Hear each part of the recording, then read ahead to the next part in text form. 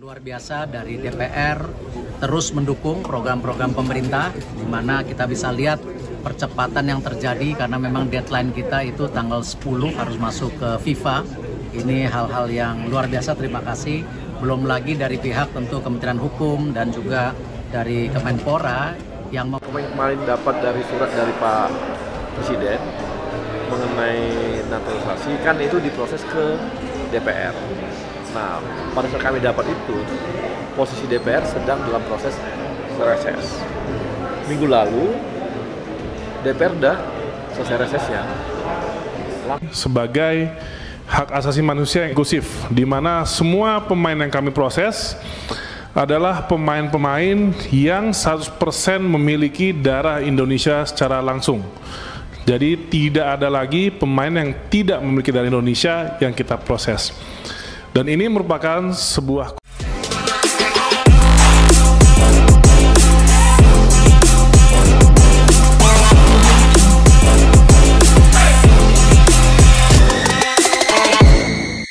naturalisasi timnas mendunia. Top skor Premier League Erling Haaland dan Joel Piroe ungkap keinginan membela Indonesia.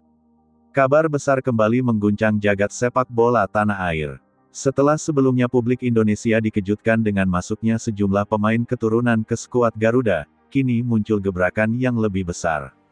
Dua nama besar dari Eropa, Erling Haaland, top skor Premier League, dan Joel Piroe, striker tajam asal Belanda, dikabarkan resmi mengungkapkan keinginan mereka untuk membela timnas Indonesia lewat jalur naturalisasi. Kabar ini sontak menjadi bahan perbincangan hangat di media nasional maupun internasional.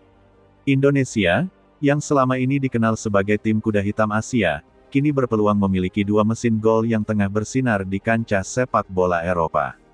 Naturalisasi bukanlah hal baru dalam sepak bola.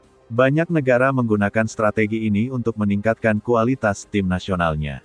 Indonesia pun sudah memulainya sejak beberapa tahun lalu dengan menghadirkan pemain-pemain keturunan Eropa seperti JIZ, Ole Romeni dan Miss Hilgers. Namun masuknya nama besar seperti Haaland dan Piroe jelas membawa naturalisasi ke level berbeda.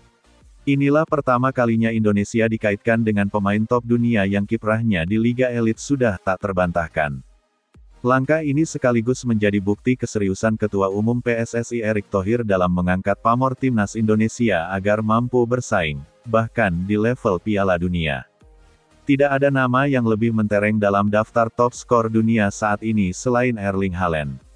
Striker asal Norwegia yang kini memperkuat Manchester City itu sudah menorehkan rekor demi rekor di Premier League dan Liga Champions. Haaland memiliki keunggulan yang membuatnya hampir mustahil dihentikan.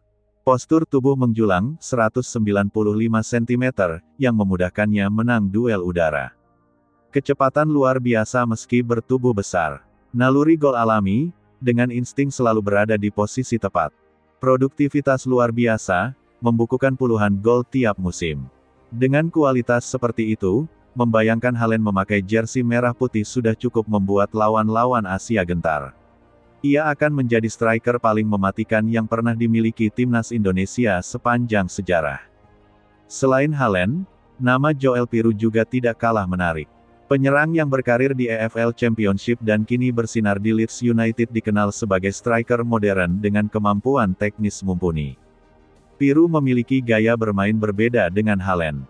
Jika Haaland adalah predator kotak penalti, Piroe lebih fleksibel. Bisa bermain sebagai penyerang tengah maupun second striker. Punya dribble halus yang memudahkan menembus pertahanan lawan.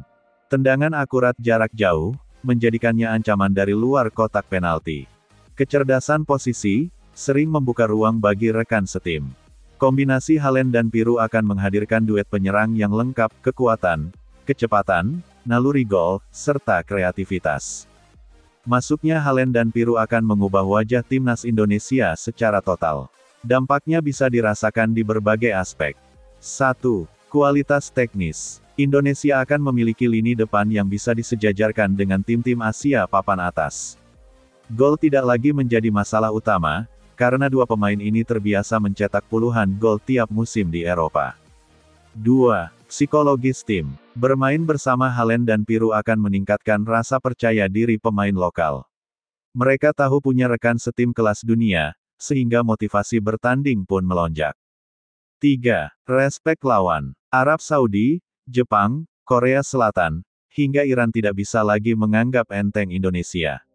Dengan striker sekelas Haaland, mereka harus benar-benar menyiapkan strategi khusus. 4. Euforia supporter. Bagi publik Indonesia, ini adalah mimpi yang jadi kenyataan. Stadion akan selalu penuh, tiket terjual habis, dan dukungan mengalir deras dari seluruh penjuru negeri. Round 4 kualifikasi Piala Dunia 2026 zona Asia menjadi panggung awal bagi Haaland dan Peru jika proses naturalisasi berjalan mulus. Indonesia tergabung dengan tim kuat seperti Arab Saudi dan Irak, dua lawan dengan reputasi tinggi. Melawan Arab Saudi, Haaland bisa memanfaatkan posturnya menghadapi bek-bek disiplin Saudi. Melawan Irak, Peru bisa menjadi pemecah kebuntuan lewat tembakan jarak jauh dan kreativitasnya.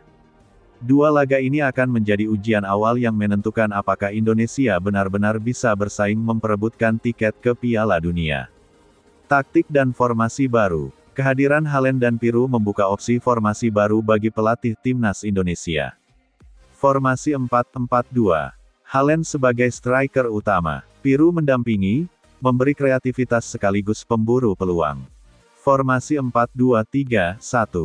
Haaland ujung tombak tunggal. Peru bermain sebagai gelandang serang atau sayap, menopang dari lini kedua.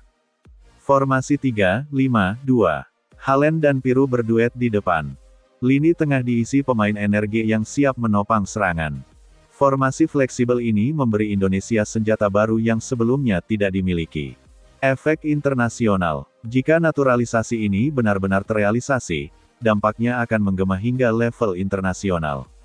Media global pasti akan menyorot langkah Indonesia sebagai fenomena unik. Negara Asia Tenggara mampu menghadirkan top skor Premier League untuk membela tim nasionalnya. Kompetitor Asia akan melihat Indonesia sebagai ancaman baru. Bahkan Jepang, Korea, hingga Australia harus berhitung ulang. FIFA dan AFC akan memantau perkembangan Indonesia, karena masuknya nama besar akan meningkatkan pamor kompetisi di kawasan Asia. Tantangan yang harus diatasi. Meski terlihat spektakuler, langkah ini tetap menyimpan sejumlah tantangan. Proses administratif, naturalisasi membutuhkan waktu, termasuk persetujuan pemerintah dan FIFA. Adaptasi, Haaland dan Peru harus beradaptasi dengan iklim, gaya bermain Asia, serta kondisi lapangan di Indonesia. Kohesi tim, pelatih harus mampu menyatukan bintang besar dengan pemain lokal agar tidak menimbulkan kesenjangan. Ekspektasi publik, harapan terlalu tinggi bisa menjadi tekanan bagi tim jika tidak dikelola dengan baik. Namun jika semua kendala ini teratasi, Indonesia benar-benar berpeluang menciptakan sejarah besar.